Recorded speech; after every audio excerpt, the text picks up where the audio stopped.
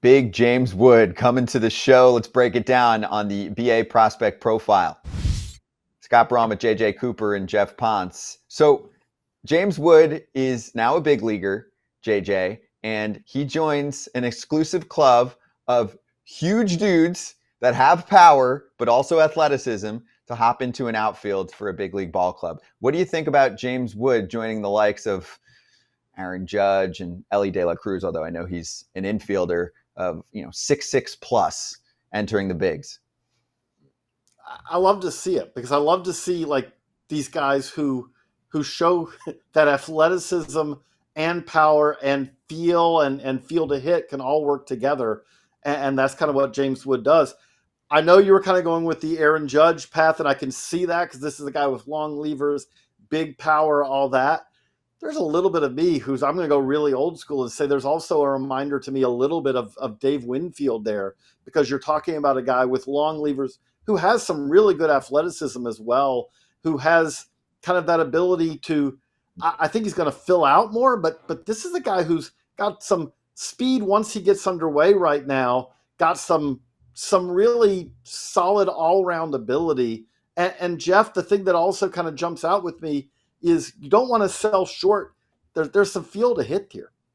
Yeah, absolutely. And I love the Dave Winfield comp. I'm a little bit younger than you, just a little bit. And I caught the end of Dave Winfield's career. I think this is a perfect comp because you're talking about he was a big basketball athlete. That was sort of the choice. Obviously went with baseball, got paid out of high school. It's one of the reasons that he went to IMG. But it is a polished hitter.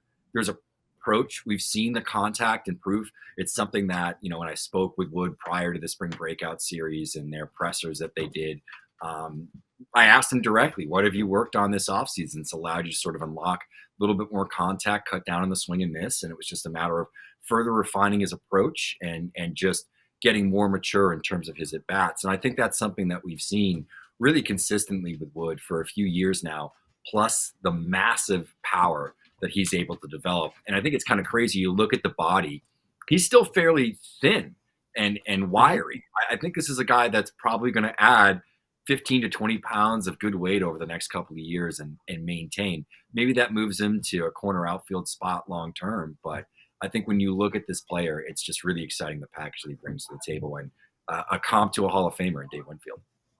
Oof, I like it. And also from a package perspective, JJ, this was a prize in the Juan Soto deal. I know Mackenzie Gore too, but we're going to start to be able to evaluate that deal when we see players like James Wood in the big leagues. Oh, absolutely. And this is what the Nats had to do. If you're going to trade a guy like Juan Soto, you need to get players back who are cornerstone type pieces, not players who you look at long term and say, oh, he ended up being a nice player. James Wood is a guy who has a chance to be more of that kind of cornerstone type, that franchise type player. And I feel like Nationals fans got a little sneak peek of this spring training this year, because if you said who was the best player that the Nationals had in spring training, I would say that it probably was James Wood. Like, he's a guy who, one of the things I remember jumping out to me when he was in A-ball a couple of years ago, he's got those long arms, but when we talk about that feel, that understanding for what he wants to do, he kind of set it up where it's like, okay, I know that pitchers are going to want to jam me probably. So he kind of set up in a way that kind of encouraged them, hey, can I cover the outer third of the plate? I'm going to set up off so that if you come in, I'm set up for it. But obviously he had those long arms that he had that plate coverage that he could do. He's always going to have probably a little bit of swing and miss here, because when you are this long, when you have these levers, what generates the power also means you can get tied up a little bit. But there is a solid understanding here of what pitchers are trying to do. There is a willingness to take a walk. And as Jeff said, like, especially right now, if his frame is, I would say, almost skinny right now, or early in his big league career, there is some burst there as well. It's going to take him a little while to get going, but once he gets going, he can really cover some ground. It's what makes him a very well-rounded package. Also, JJ, from a big picture perspective, I'm wondering if we see more players like James Wood entering the show because they're just getting bigger, stronger, faster, or because big athletes are looking at an Aaron Judge and saying, I can do that, right? This dude's not too big to be a big leaguer? I mean, you mentioned the basketball scenario, and here he comes to the bigs and gets a nice signing bonus, to entice him, right? Yeah, and you're talking about, this is what baseball wants. We want baseball to have top-notch athletes who choose baseball, and to see that there's a plausible path to not just a career, but a really successful career. James Wood absolutely checks all of those boxes. Jeff, like when you said, like eventually probably a corner, but what's going to be kind of to you the key differentiator between James Wood, solid big leaguer, and James Wood, star big leaguer? Yeah, I think it's, the swing and miss that continues to improve. And the big thing is the power.